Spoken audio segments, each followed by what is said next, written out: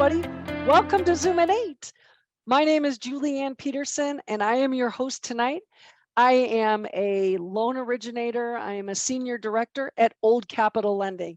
We are a premier provider of debt, mostly for multifamily, but we do other asset classes. And we have been in business for 36 years. We close usually about $1.2 billion a year. That's a lot of loans. And there was only 8 of us. You know, I put together this Zoom at 8 3.5 years ago for one of our education programs. And it has been wildly successful, helping people get connected, finding sponsors, finding vendors like Bonus Depreciation, people that do cost segregation, finding attorneys, finding investors. And so if you're new and you don't have a Rolodex of your own, that's what we are here to do, is to help you build those relationships, whether it is with other vendors or with investors, so that you too can get going quickly. You know, the markets have changed over the last 3.5 years. We've been doing Zoom at 8. You know, the 10-year treasury continues to climb. We started out 3.5 years ago with 10-year. Everybody was doing agency lending. Then we went to bridge lending. Now we're seeing more bank financing and a little bit more of agency. So, you know, you'll just wait and see what's next. So we're going to get on with the show. Tonight, we are excited to talk to Vertical Street Ventures CPA, who has been working on in their financial arena. Kiyoshi Simon, he is heading up their wealth strategy arena division. Kiyoshi received his Bachelor of Arts degree from UCLA and a Master's of Taxation degree from California State University, Fullerton. As a CPA and real estate investor, that's key. Kiyoshi brings over a decade of tax planning expertise in working specifically with high net worth individuals and real estate investors, professionals, and syndication firms. With his rich experience in private real estate investment and public accounting, Kiyoshi understands the benefit of strategic tax planning as both an investor and an advisor. In his spare time, Kiyoshi enjoys trying new restaurants, hanging out with his twin nephews and family, volunteering in the community, and struggling at golf. Well, welcome to my club, I'll tell you too. Well, you know, listen, I am so excited, Kiyoshi, you are here, because I have struggled in this same arena finding a CPA that knows multifamily. And when you and I spoke recently at the Vertical Street Ventures student meeting that Stephen mentioned earlier, I was elated because I get so many questions. Do I know of a good CPA? Can I direct them to a CPA? So when you and I visited, I was so happy that you and I visited, and now I can share you with my community. So welcome to Zoom at 8. I hope you are well and ready for the next tax preparing season. You just finished one. I'm sure you're crazy and ready for the holidays. What I want to do is focus tonight on your CPA services, your strategies on how to minimize taxes for multifamily investors, because boy, oh boy, you know, a lot of us, we are used to going to our regular CPAs or doing it online with our, you know, QuickBooks or whatever. We really need your specialty. I also want to listen and hear about in the Inflation Reduction Act, and I want to hear about key topics to understand how to navigate the new legislation. And then lastly, I know there are people in this room and who are listening on the YouTube channel about bonus depreciation. We have general partners and we have limited partners, and we have 100% depreciation this year, 2022, that's going to be going away. And so how are we going to be affected by that, both as a general partner and as a limited partner? And so I want you to unpack that for us this next hour. So welcome again, Kiyoshi Simon. Thank you so much for joining us. Wonderful. Thank you so much, Julie. Thank you for having me on your program. I appreciate you giving me the opportunity to speak to you and your audience about multifamily real estate tax and strategy. So I'm going to share my screen. And okay, so hopefully everybody can see that. Yes? Yes, you're good. And Okay. before you go, if everybody would change their view to speaker view, then we've got all of our attention on you and your deck. So you are ready to roll. Thank you so much. Okay, awesome. So thanks again for having me on your platform, Julie. Happy to be here. I also want to give a second thank you to everyone who's attending this webinar now. I know that taxes and tax strategy can be a little bit of a dry topic, but as we'll go into, it's actually an incredibly important and dynamic factor and component of your business, and one that's really critical to understand and plan accordingly for. And so I thank you all for taking time out of your day to listen in. So just to move forward, so Julie spoke a little bit about my background, but here's a little bit more about me. So formally, I am a CPA. I've been in the tax and accounting industry for the past 10 years. And throughout that time, I have been real estate specialized. I started at a real estate investment firm during college and worked into public accounting thereafter. At the height of my W-2 career, I was the head tax manager of the real estate department for a top 20 CPA firm. But more than that, I'm also a tax strategist and a planner, as well as an active real estate investor myself. And depending on the outcome, a successful DIYer. So if you can see here, there's a little picture of me and I'm breaking down a sunken deck patio. What you do not see is a picture of me fixing the AC system on that same house because I short-circuited it and had to call a technician. So not showcasing that. My passions, as Julie mentioned, are cooking and golf. And finally, I wanted to talk about, my role here. So I am a partner of Vertical Street Ventures CPA.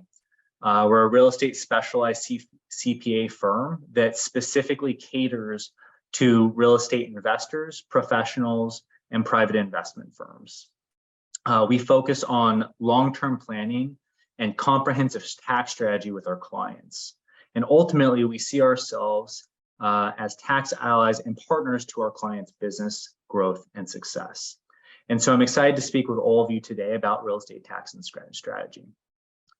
So as a quick overview, I am going to speak about how taxes impact your wealth building, key strategies to accelerate depreciation expense, and this will touch on bonus depreciation, as Julie mentioned earlier. Fixed asset analysis, what it is and why it's important, it should be on your radar. Cost segregation studies, so shout out to Mr. Mark Gross. The real estate professional status, notable items from the Inflation Reduction Act, and finally, end of year tax planning items that should ultimately be on your radar. So just to start off, I want to show a profit and loss statement. This is a specific tax form, and so I'm sure some of you have probably seen this before. And generally speaking, what we've noticed is that clients tend to look at the same few key areas. So items such as gross revenue, repairs, maintenance perhaps, property taxes, of course, depreciation, and now more recently with the current interest rate environment, interest rate expense. And generally, we also tend to look for just generally larger expenses as an opportunity to trim down and increase net operating income and net cash flow.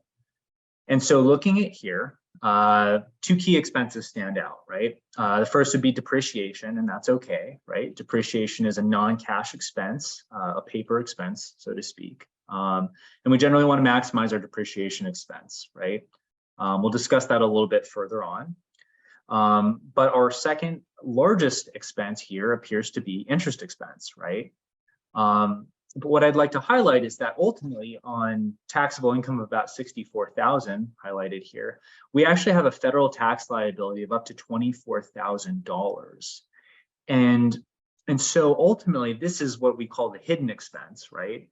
It's an additional expense to your business based on the performance of that business. And it's one that people tend to forget because it's not apparent. It's not on my profit and loss statement. But when we're actually doing tax planning, it tends to be one of our larger expenses. And so when I'm evaluating the financial health of my business or investment, I need to have a keen awareness of the expected tax liability to truly measure the return and health of my investments.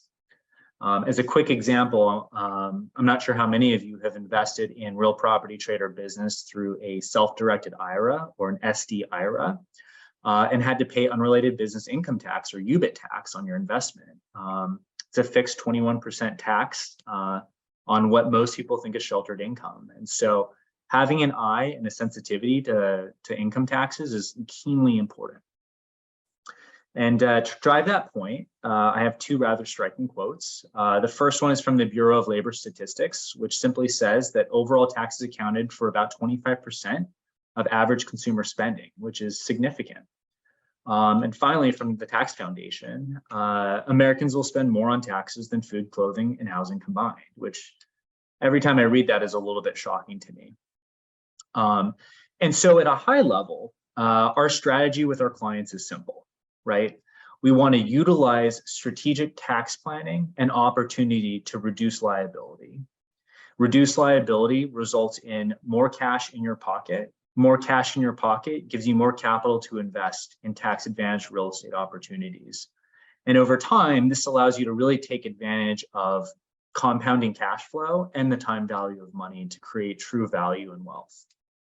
And so that's our strategy. And now to go into some more specific details, right?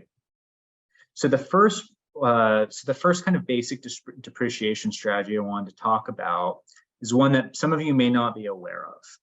And so this first example that I'm going to discuss demonstrates how by asking a few strategic questions from CPA to client, we can maximize depreciation expense and ultimately actually maximize tax savings on the back end. And so here's a real life example with one of my clients, Tom.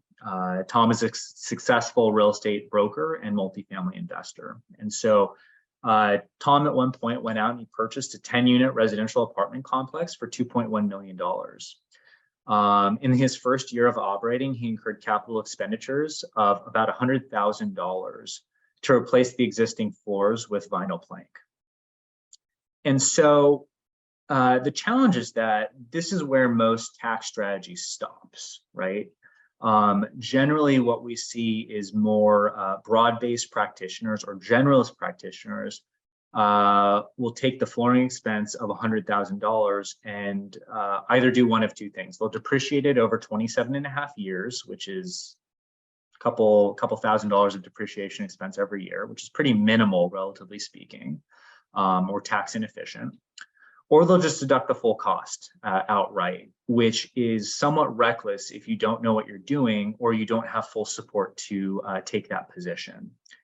And so we generally prefer to work with our clients and ask a few questions about the facts and circumstances surrounding such improvements or surrounding the replacement, right?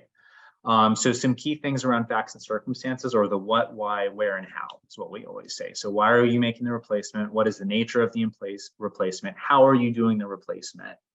And ultimately, we'll usually ask for invoice detail. And while this may seem kind of dry, the actual tangible benefit that it produces for investors is pretty significant.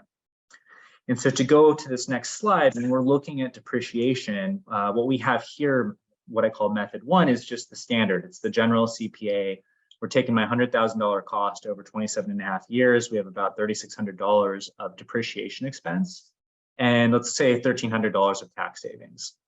Not bad, but it could be better, right? Now, let's say we ask some strategic questions, right? And so in this example, let's say it's a standard capital expenditure.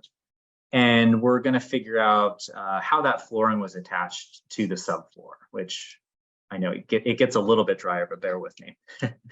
And so let's say that in this case, it is permanently affixed to the subfloor. So it's cemented down somehow. Well, unfortunately, in that situation, there's not a whole lot we're going to be able to do. And so you're going to still be stuck with depreciation of $3,600 and only $1,300 of tax savings. But let's say more dynamically, and what we more commonly see is you have what's called a floating floor. So it's not permanently attached to the base subfloor. It's kind of just anchored in with molding on the side of floors. So in that case, you can see that we're able to depreciate that same flooring expense over 5 years now, instead of 27.5 years, take a much larger depreciation deduction of $20,000, which is equivalent to about $7,400 in tax savings.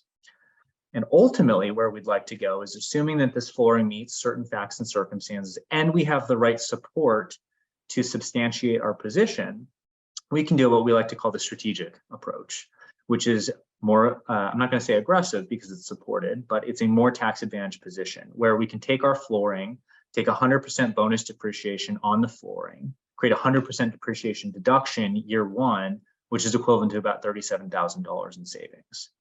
And so if I look at method 1, which is the generalist approach, and I compare it to method 4, which is the more strategic approach, I can see that my delta in terms of tax savings and cash in my pocket is about $36,000, which is significant, right?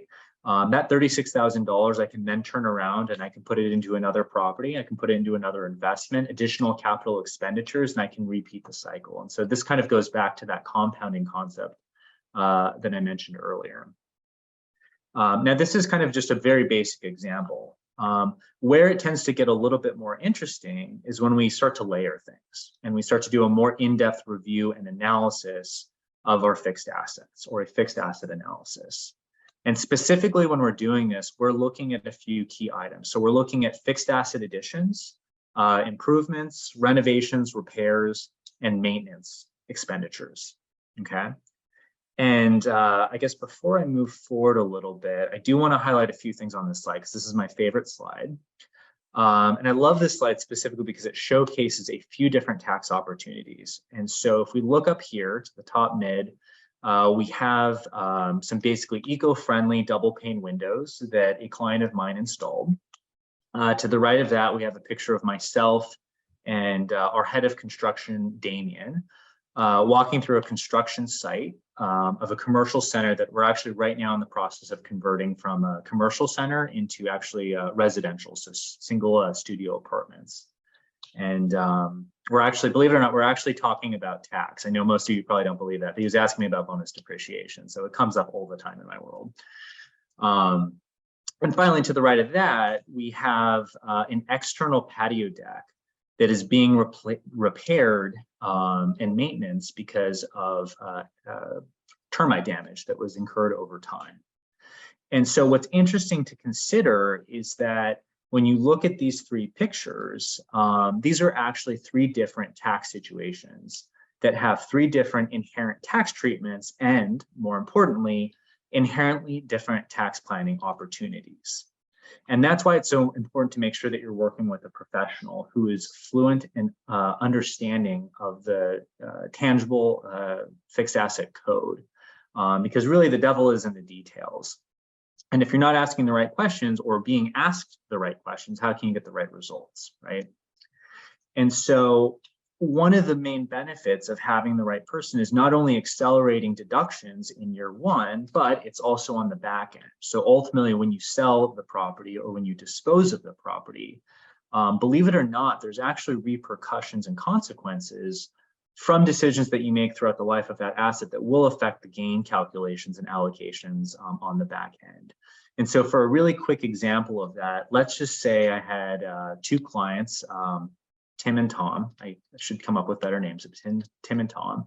And so Tim here, he has $10,000 of appliances that he purchases in year one. And we ask the right questions, he provides the right details on the invoice, and we go, hey, you know what, we're gonna take an expensing stance on this. We're gonna expense the appliances for $10,000. Boom, year one. Tom, on the other hand, I forgot my name. Tom, on the other hand, we take the same fixed assets, we capitalize them, we depreciate them over 5 years. Maybe we take bonus depreciation on that. And so year one, we have $10,000 of depreciation expense. What I'd like to highlight is that in year one, the net result is exactly the same. In this situation, we have $10,000 of appliance expense. In situation two, we have $10,000 of depreciation expense. The difference is on the back. And so when you ultimately sell that property or dispose and replace of those appliances, in the second situation where I took bonus depreciation or even standard depreciation, I would be subject to what's called depreciation recapture. And the reason depreciation recapture is relevant is that there are various tiers of depreciation recapture, but generally speaking, depreciation recapture is at ordinary tax rates, which right now ceiling at 37%. Versus if I'm able to take an expensing position and expense those same fixed assets, I'm subject to long-term capital gain rates, which are taxpayer favorable at 15% and 20% respectively. And so in this example, the same amount of cash was spent on the same items, both spent $10,000 on appliances, but just by virtue of the tax treatment and their CPA, on the back end, there's going to be a 17% delta on the disposition of those appliances. And so really having a focused tax strategy and consistent treatment on your investment assets or on your properties, it's not just something that you do on the back end or in the first year, it's really something that you do throughout the life of the property. And so building on that, I want to talk really quickly about cost segregation studies. I'm not sure if Mark is still on the webinar, but it sounds like he's a great resource for cost seg studies. And so for those of you who are not familiar with cost segregation studies, at a very high level, what cost segregations do is they break down the total cost basis of your building components into smaller and faster depreciating sub-asset accounts. And so just to look at this little graphic, if I have a property that I purchase, some portion of that building's value is going to be allocated to land, and the other portion is going to be allocated to building. What a cost seg study will do is it'll take that building component, so in this case it's 70%, and it'll break that building component into smaller sub-asset components. So building improvements, land improvements, furniture, fixture, equipment, potentially machinery as well, depending on the assets. And all of that's advantageous for taxpayers and multifamily owners because those certain subtypes of assets are eligible for bonus depreciation. Right now, bonus depreciation is at 100% of the original cost basis. It'll sunset next year to about 80% and so on and so forth. And to go back to the fixed asset analysis I mentioned earlier, this is actually a great opportunity to also apply that kind of analysis and start expensing out sub-assets so that again, on the back end on disposition, I have minimal depreciation recapture and maximum long-term capital gain treatment. One other really great opportunity with the cost segregation studies is they actually offer a tax planning opportunity. So now not only are they taxpayer friendly in terms of the depreciation and bonus depreciation yields, but they give you a planning opportunity. So one common misunderstanding that we do see fairly often is that if I acquire a property, let's say I purchase a property the last day of 2022, I do not need to do a cost seg study that same day to reap the benefit. I can still do a cost seg segregation study in the following year, 2023, and retroactively apply that study to the prior year and take the benefit. You could even have purchased a property 3 years ago, and if you decide to do a cost segregation study on it, you are eligible to do so as well. Again, there's a strong tax planning component to there. And so generally what we recommend is to the extent that you know that you have a capital gain or some kind of capital gain event incoming, do a little bit of tax planning. And maybe it makes sense to time a cost segregation study with that expected gain activity to neutralize the two activities and pay zero tax and then take all of that cash flow and reinvest it somewhere else. So just a little tip there as well. Finally, another item I'd like to discuss is the real estate professional status. This is certainly a question that we get very often. I'm not going to go into the details of the status, but just at a high level, for those of you who are unfamiliar, the real estate professional status is an IRS tax status that allows materially participating real estate professionals to utilize excess passive losses from investments such as real property trade or business against other forms of income, such as their W-2 income. And so a powerful planning opportunity that we do see fairly often is with married couples where one spouse is a high income earner, W-2 generally, and the other spouse is a real estate professional. And what they're able to do is take the first spouse's high W-2 income, invest it into bonus favorable assets, recognize the bonus depreciation from those assets, and then by virtue of the real estate professional status, use those excess losses against their W-2 income, reducing their total taxable income significantly, if not to zero, and receiving a refund for that. Again, there's a fair amount of tax planning that is involved with that to make sure that you qualify for the status and you're able to fully reap the benefits. But should you do sufficient planning, it is a very significant and powerful tax status. I have a little blurb here. This is a very recent case, so I wanted to mention it, Sezonov versus the commissioner, but just an example of why it's really important to make sure that you're finding accurate and timely advice. And so unfortunately, this was an Ohio couple who received poor tax guidance. They had poor record keeping, poor documentation, and ultimately they came under audit from the IRS. And not only did the IRS reverse the real estate professional status for the year under audit, they actually did a retroactive audit. And this poor couple ended up paying back literally hundreds of thousands of dollars in back taxes and penalties. And so because the status is so powerful, it does tend to be looked at a little bit more often than other areas. And so because it is an area of scrutiny, I would say that it is important to make sure that you're just checking all of the boxes and do meet all of the qualifications. And more importantly, can also prove that you're meeting all of the qualifications. Actually, to go back to that, there was a question or there was a mention about LP versus GP, limited partners versus general partners, respective abilities and use of bonus depreciation. And it is somewhat of a misnomer that limited partners and general partners are allocated different types of depreciation. That's not actually the case. In both instances, an LP or a GP investor could be allocated the same type of depreciation or bonus depreciation, but the difference in their ability to utilize that depreciation really comes down to individual facts and circumstances. The real estate professional status being one of the more common differences. And so generally, general partners are also real estate professionals for federal income tax purposes, while limited partners may be real estate professionals, but are not always. And so what they can do with excess passive losses is a little bit more limited as compared to a general partner who is a real estate professional status. So again, ultimately talk to your CPA, talk to your tax advisor to see if you qualify for the status and see what you can do. And finally, just because it is passed so recently, I did want to include a little slide here on the Inflation Reduction Act. It was passed maybe a month or two ago. Guidance is still pending in many of the key areas, but just at a high level, I did want to highlight some areas for multifamily investors that they should keep an eye on. The first is in the energy credits or the energy efficiency area. The two key credits that I think most people have heard about are the clean vehicle credit. So getting some kind of tax credit for purchasing, a Tesla or a Prius. The regulations for that have opened up a little bit more broadly. So there's an opportunity there. And then the residential energy efficiency property credit, there's kind of a lot that goes into this new credit. It's not like the old one. So again, talk to your CPA and tax advisor.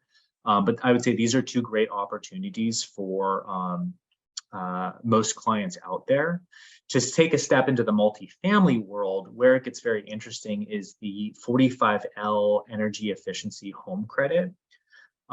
This is a tax credit, so not a deduction, but a credit of $2,000 to $5,000 per unit if you meet the qualifications. And so if I have a 10-unit building that meets the qualifications for the EE home credit, and let's say I qualify for the maximum credit, I would have $50,000 of federal income tax credits allocated to me on my K1. Tax credits are really powerful. Again, they're not a deduction. They're going to lower my tax liability dollar for dollar. So if I have $60,000 of tax due for whatever reason and $50,000 of tax credits, I only have a net liability of $10,000. And so they're very, very powerful. They are also not taxable, which is also another great planning opportunity. The second provision is the 179D energy efficiency deduction. Energy efficiency is also called EE, so you might hear me say that a few times. The 179D EE deduction is on the commercial side. So the 45L is residential, 179D is commercial. And this allows up to $1.88 per square foot deduction for qualifying property.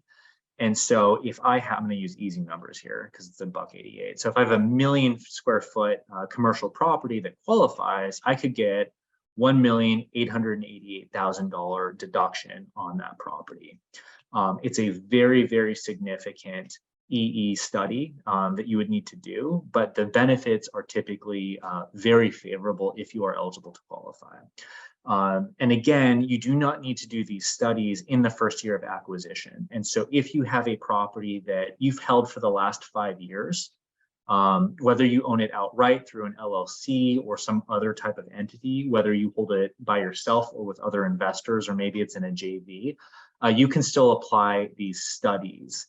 And again, to the extent that you're going to retroactively apply these studies, I would recommend doing some tax planning, because if you're able to utilize one or both of these studies in a meaningful way, most likely you will not owe any tax, and you can actually do some aggressive planning as to what to do with the excess capital that you save. So great opportunities there. One other item I did want to highlight is this. It's called the EBL, the excess business loss limitation. Whereas the EE tax credits are very positive and they're very happy, everybody likes to talk about them, the EBL is not. This is kind of the scary provision that you have to be very aware of. And the way that this applies to multifamily real estate investors is that to the extent that you have excess business losses, there is a limit to how much of that excess business loss you are able to use in other areas of your tax return. And so to go back to the example I mentioned earlier of the couple, one's a W-2, the other is a real estate professional, there is a limit to how much that couple, how much of the real estate losses that couple could use to offset their W-2 income. They could not use 100% of their losses if they were subject to this limitation. And so, again, it's just another planning option to consider. There are ways of sidestepping it or reducing the limit, but they're very dependent on your individual facts and circumstances. So again, just make sure that you're working with a CPA who can be strategic in these areas and help plan for you, ideally not in November, but in January or in November of 2022 for the upcoming 2023 tax season. And finally, and this is not part of the Inflation Reduction Act, it's part of the Tax Cuts and Jobs Act of 2017, but it comes up so often in the multifamily space, I did want to reiterate it. Bonus depreciation is on a sunsetting provision right now. And so currently bonus depreciation is at 100%. So bonus eligible property that I buy, if it's $10,000, I can take 100% of that expense as bonus depreciation, or $10,000 in year one. Next year, that same property will sunset down 80%. So I'd only get an $8,000 deduction as compared to $10,000 on that same property. It will continue to sunset in the upcoming years. So just something to consider. And finally, the last provision I did want to talk about in the IRA, again, it's a little bit of a scary one, but there is an increase in IRS funding. There's been about $80 billion earmarked for the IRS. And this earmark is specifically, this funding is specifically earmarked toward enforcement and compliance, so audits. And so even more so now and moving forward than in prior years, it's important to make sure that all of your ducks are in a line, and making sure that you have proper documentation for the positions that you're taking, because this is a pretty clear sign that the IRS intends to audit more and they intend to get their money back. And finally, on a happier note, I did want to discuss some end of year tax planning considerations, just things to keep on your radar. Ultimately, depending on your facts and circumstances, it may be good to do some 2022 projection models. I know it's something that my firm is doing very actively right now for all of our clients. Ultimately, the benefit of the projection models is to figure out, hey, where is my tax liability going to end up, right? Not that it's going to be high or low, but to have an exact amount. I'm going to owe $22,000 on my present course. What are my planning options to reduce that expected liability now versus in January or April of next year when there's less favorable planning opportunities for me? So doing things now versus later. Great opportunity right now to potentially restructure your business or investment portfolio. I would say restructuring is probably one of the higher frequency areas that we consult on. It is not only an area to look at from a tax advantage and tax efficiency and effectiveness perspective, it is also a potential liability protection area just to make sure that you're properly structured.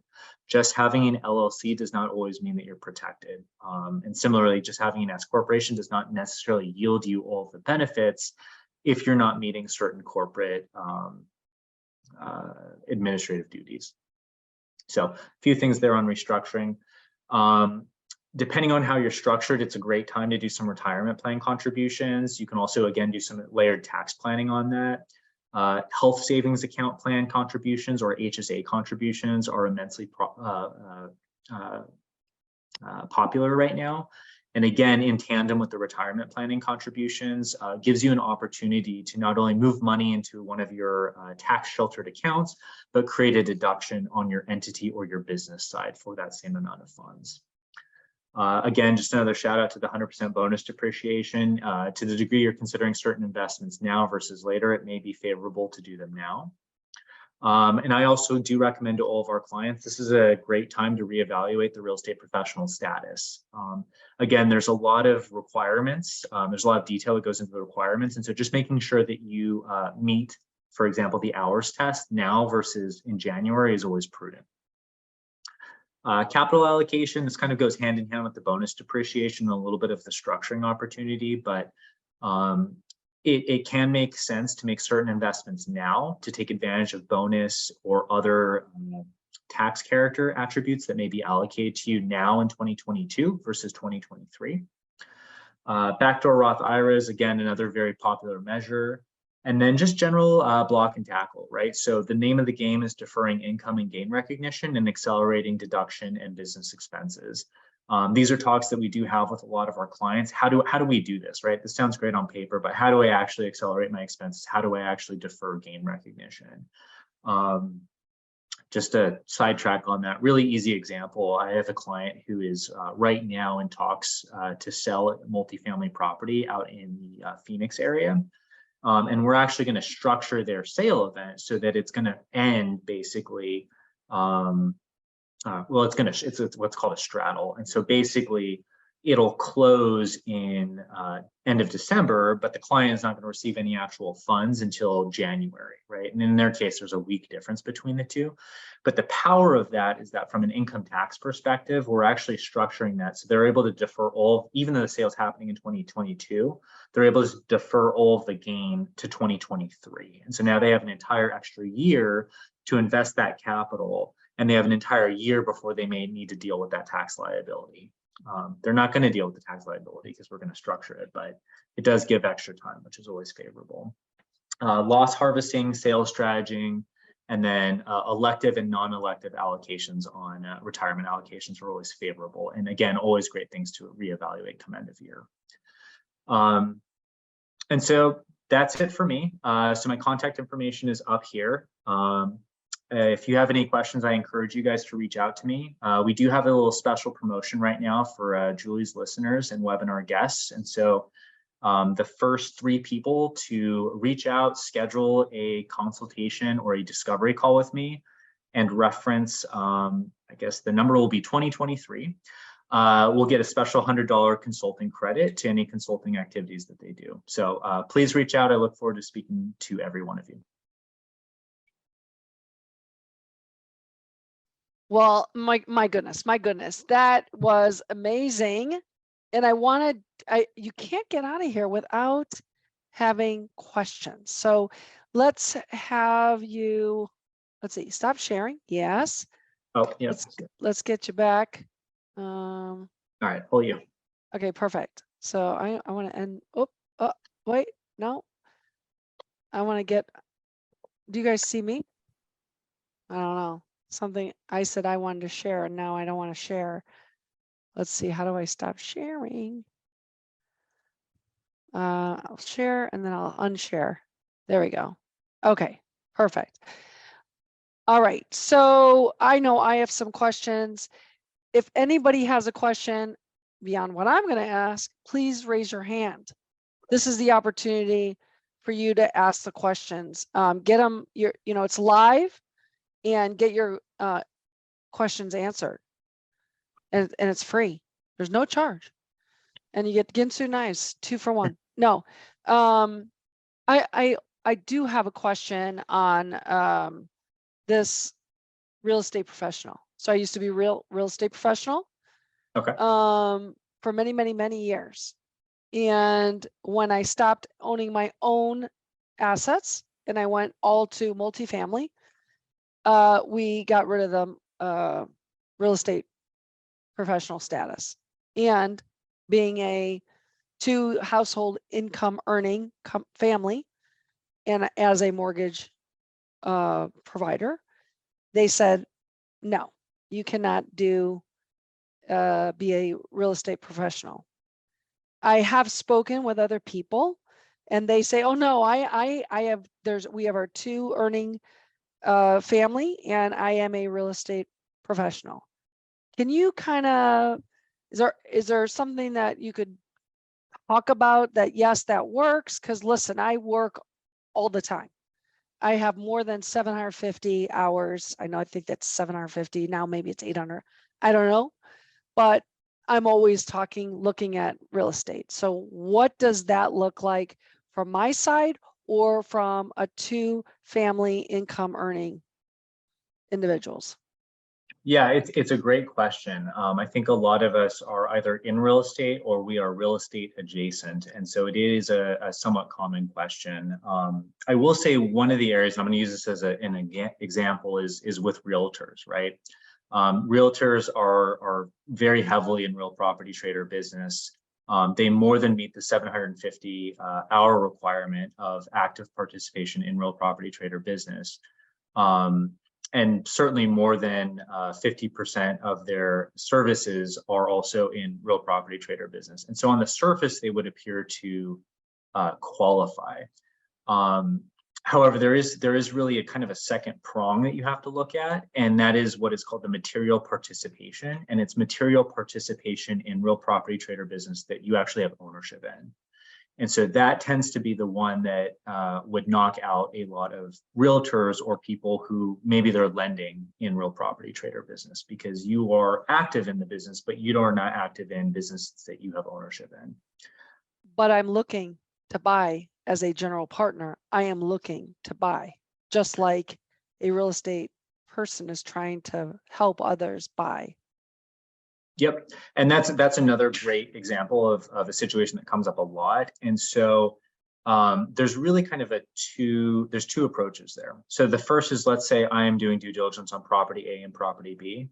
I spend 100 hours doing due diligence on property A, 100 hours on due diligence on property B. Property A would qualify as just general real estate activity, but I never bought it, so it wouldn't qualify for that second prong. Whereas if I do pull the trigger on property B, those hours would qualify for that second prong as well. So there is a little bit of a nuanced difference there. Again, based on the ownership, just by virtue of doing due diligence, you would not necessarily qualify for the second prong. What about 2 attorneys? And we're buying multifamily, 40-hour income earners, and they're saying one of them is a real estate professional. How does that get validated? Well, so that's the interesting thing with the IRS is it is not so much that it needs to be validated or disproven by the IRS. With the IRS, you are effectively guilty until proven innocent. And so the burden of proof is on the taxpayer. And so under audit, IRS would go, well, you are employed as a full-time 40-hour a week W-2 attorney. Show us the records for 41 hours of material participating real estate. And if you cannot provide those records, which I think most people would be hard pressed to. 81 hours is a lot of work a week. It would be reversed under audit. Okay. I can see that. Thank you very much. All right. Home office expenses. Can you kind of let's break that down. There's been a lot of in the past saying don't do the home office. It'll bring attention to you. Don't do that. And then you got, oh no, that's not true anymore. Forget that. Let's do it. And you get to write off your cleaning person. You get to all your electricity and all of your pool person and all of these expenses. And I'm only got, my desk is this big. That's my office. So, I mean, how do you, what's kind of break down that? Yeah, great question. So as you alluded to, the home office deduction was, we go back, let's say 5 to 10 years, it was an area of high abuse. And because it was an area of high abuse, it subsequently became an area of high audit. And so what tends to happen now is, especially with older practitioners, they don't like taking the home office deduction because it used to be audited heavily. They don't want any of that. Again, it comes down to just understanding facts and circumstances. So specifically when we're talking about home office deductions, I won't go too deep, but the big thing is that there's consistent and exclusive business use in your home office space. What I tend to see, unfortunately, is that people will have a desk or some kind of workstation in a common area. So it's in my living room or it's the kitchen table. And so unfortunately, none of those situations will qualify because it's not a dedicated space. The best planning option is to have, some kind of multi-bedroom space, and I'm use one of the bedrooms as a dedicated workspace and for a dedicated workspace only. There's some additional provisions there to consider, but generally speaking, that's the one that I see most people get tripped up on. And then from there, assuming that you qualify, there's another great tax planning opportunity there. Home office deduction, there's actually different ways of doing the calculation. There's a simplified and one of my friends used to call it the complicated, but it's really the actual expense deduction. And the benefit is if you take an actual expense deduction, you can start deducting mortgage interest, property taxes, insurance, direct costs related to the home office maintenance. Even electricity, right, that is being used on a regular basis for that room can be used and costed off. There's a little bit of an interplay there, right? Because if I have mortgage interest attributable to my primary home and I'm deducting it for my home office, it actually lowers my itemized deductions too. And so there's actually kind of a good analysis there that we like to do for our clients just to see which is more advantageous for them. Fantastic. What about solar on your home and solar on your multifamily properties? Now I know you talked about the energy credits, so let's kind of talk about on your home. I know in the past it has been it is not advantageous on your home. Is that still the case? Let's talk about that. Sure. Well, with all things, it does somewhat depend on your facts and circumstances, but generally speaking, if you qualify for all of the credits, it can be something beneficial to consider. The Inflation Reduction Act did extend and increase a lot of the EE credits that are eligible for solar, as well as other solar adjacent additions that you may add on. So one basic example is prior, I could only deduct the material costs of solar. Now I can deduct, not deduct. The immediate solar cost would qualify for the credit. Whereas now the immediate solar cost and the labor that I incur to install the solar panels are also eligible for the credit.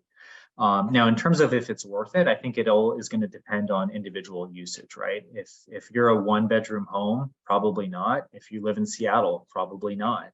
But if your utility expenditures are high enough to warrant the immediate cash deployment, it could make sense.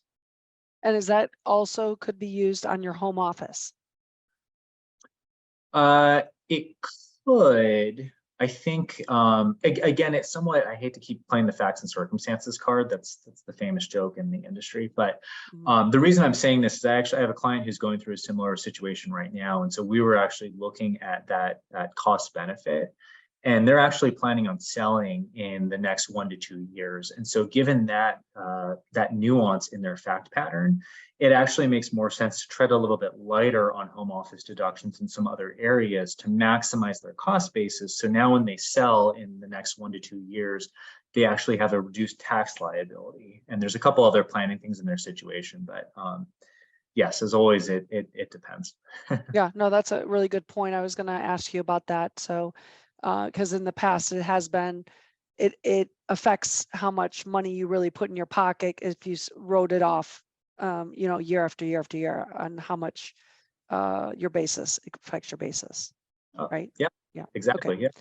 Yeah. All right. Is Jim Chatterton still in the house? Jim, is there any questions that you had? Let's see.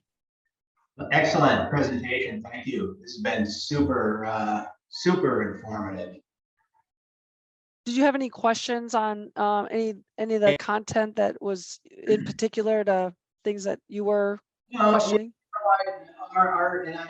Kiyoshi, I texted you in the message center. I'll reach out. I sort of fall into a couple of camps. I mean, and as a real estate professional, kind of owner operator, I easily met the criteria, dual income. You know, but as I gotten older, my model is shifting to less hands-on and more multifamily investing. So I'm concerned about, you know, how that would affect somebody, how taxes will be affected when that real estate professional status goes away. And Julie, you touched on it. And so I've got, you know, for me, you know, there may be others that sort of fall into that camp. Yeah, and I think Kiyoshi, I think that it doesn't get communicated well, and I think you kind of touched on it really well. And people say I have to be a general partner in order to take this bonus depreciation. But I think there is this key also that says I am a real estate professional and I'm a general partner, or I'm a real estate professional and I'm a limited partner. Okay, I'm a limited partner and I'm neither. How do I take that? How do I take the advantage of that bonus depreciation? That's the question. That's the question. Well, so as a limited partner who's not a real estate professional, couple of things to consider. So again, it comes back to planning, right? So if I'm a limited partner and I'm investing in deals as an LP, ultimately, right, at some point in that investment cycle, that investment's going to go full cycle and it's going to sell, right? And so if I have an investment that's going to sell and I'm expecting a gain of 200,000, one of the opportunities you have is you can invest into another deal, or you could invest into another deal that is yielding higher bonus allocations, and you could use that bonus depreciation from one deal to offset the passive gain from your other deal. And so you can kind of time it that way. One other thing to kind of bear in mind too is that it's not that if you don't use it, you lose it. It is not that way. And so even if I only have one passive investment and I have, I don't know, I put $100,000 in at 100% yield, and so I have $100,000 passive loss, and I'm not able to use it, it's not that it goes away, it simply carries forward to a future year until I have other types of passive income to absorb it from that investment or potentially another one. And so let's say I only have one investment and that $100,000 gets carried forward 3 years, and then the property sells. Now I have some kind of gain. I also have a suspended passive loss that I can utilize against those against that income. So really, when we're looking at the real estate professional status, it's pretty dynamic, but one of the better ways I always like to think of it is it's a timing difference, right? You'll always get that loss deduction. It's just when you get it, whether you get it on the front end or on the back end.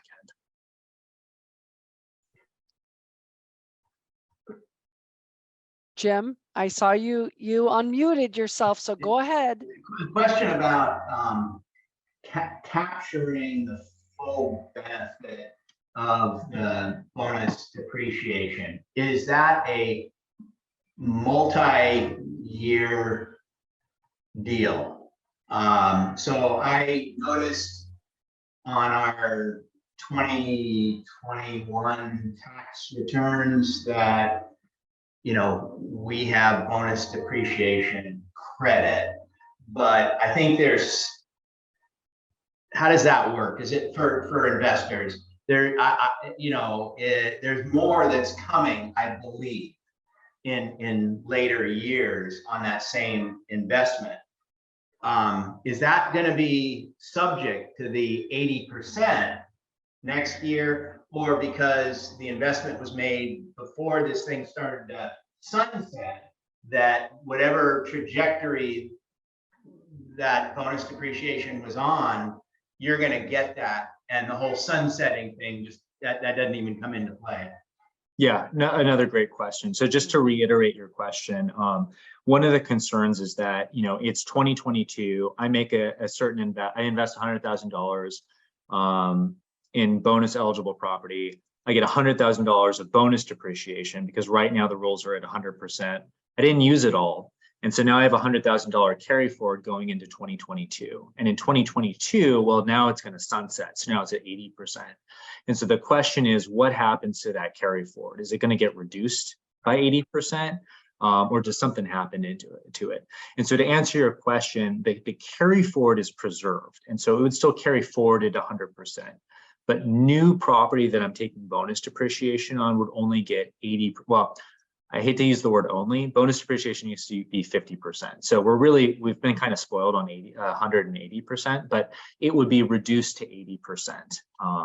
But I would still have my original $100,000 carry forward. Great. Very good. Very good explanation on that. Thank you. Appreciate Thanks. that. All right. I think all those are my questions. Anybody else have a question? Please raise your hand or unmute yourself. Yeah, I got a question, dude, with the good last name. Great presentation, man. I guess the question I have is, just to clarify the bonus depreciation. So if we do the cost segregation study on anything next year, then we will only get 80%, even though we purchased the property this year or last year, something like that. Like, you got to do it. You got to do it now. No, so this is where the planning comes in, right? So if you bought the property in 2022 or even 2021, some prior year, right? Mm-hmm. You are still able to retroactively apply that study. So I bought a property in 2022. I didn't do the study until 2023. That is fine, and I can still apply that to the 2022 tax year because it's still subject to the 2022 rules. The big thing is that I can't file that return, right? So again, work with your CPA and make sure that you're working with somebody who actually knows how to apply a cost seg. I just kind of, as an aside, that's a mistake that we very commonly see is misapplications of cost segs, which is potentially disastrous. But you could buy the property in 2022, finish the study in 2023, extend your to return or file it, in May, but still apply that cost segregation and get 100% bonus yield. It's just if I bought the property in 2022, filed my 2022 taxes, and then in 2023 on my 2023 return decided to try and get that 100% bonus yield, that's where you would run into issues. Got it. Okay.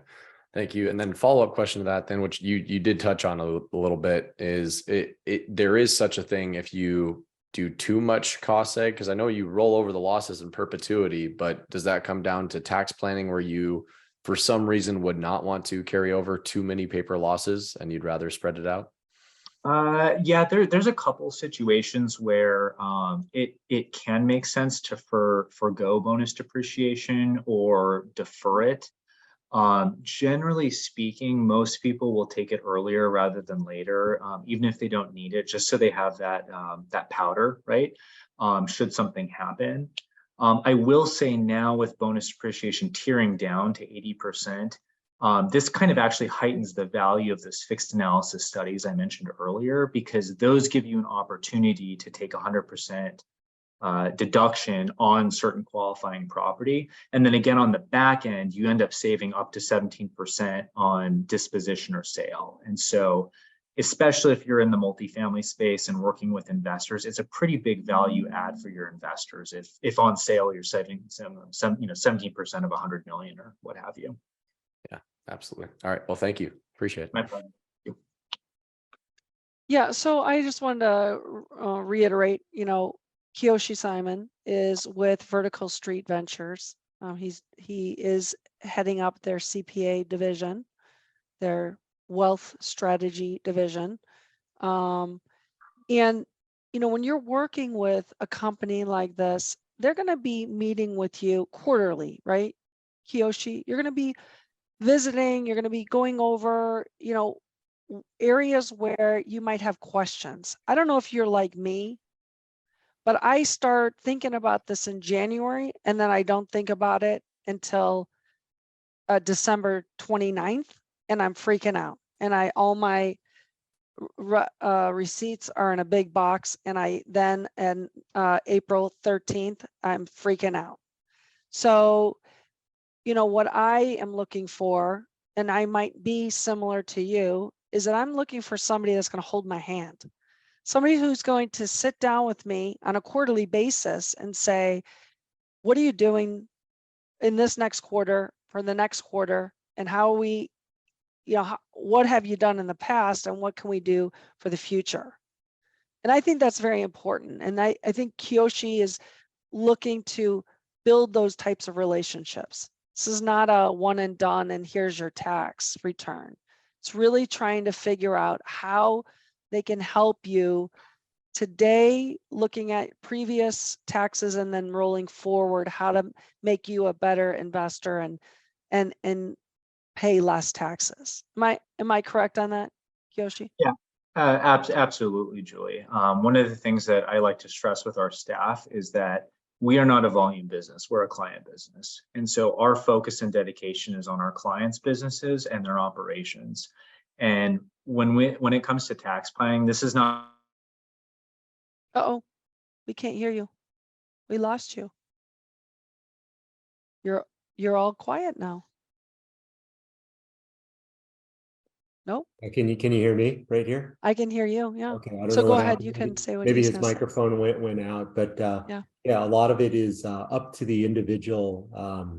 So for me, one of the key things is you have to own your own taxes. Before I got into real estate, I really focused a lot of my energy only on allowing the tax preparer to actually take care of it. And so just like multifamily real estate, it's important that you kind of own your own taxes and you kind of design your life around what you want out of that actual tax income or the actual tax savings by improving and understanding where those deductions and understanding that, and then working with a tax professional, whoever that is, across the board. And that tends to work extremely well. I've really educated myself over the last few years about how taxes work. And that's what we always challenge all of our clients and investors to actually do. And when you take ownership of it, you understand it. Just like all these people on the phone here, late in the evening, it's awesome to see that they're dedicated and want to learn more about, one, multifamily, and two, learning more about taxes, which isn't always the most interesting and can be a boring topic. I actually find it extremely valuable to talk about it now. And Kiyoshi and I have some great conversations around that. So I say a lot of the onus is on the actual investor or the actual client to actually set some of that time up. And Kiyoshi, Well, I don't know if your microphone came back on. Can you hear me now? Yes. There we go. Yeah. Okay. Well, and before you jump into this, and then we're gonna go to our last. We're gonna jump into a real quick networking. Is that, hey, listen, I will provide you things as long as I know. You got to educate me so I can do what I need to do for myself. There's a disconnect.